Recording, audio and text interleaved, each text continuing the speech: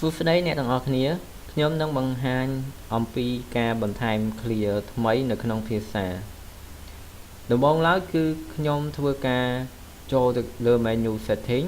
បន្ទាប់មកខ្ញុំធ្វើការ click ទៅលើ language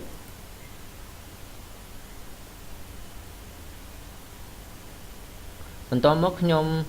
click ទៅលើប៊ូតុង new pair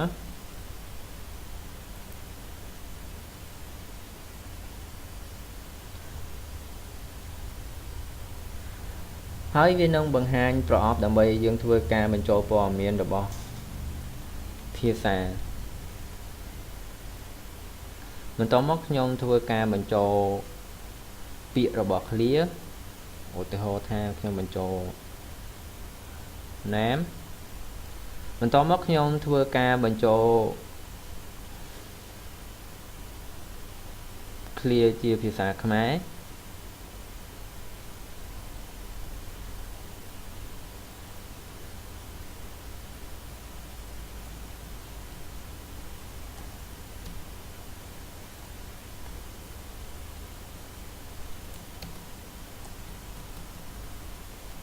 បន្ទាប់មកខ្ញុំធ្វើការបញ្ចូលឈ្មោះជាភាសាអង់គ្លេស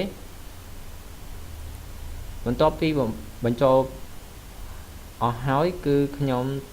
ធ្វើការ click ទៅលើប៊ូតុង add new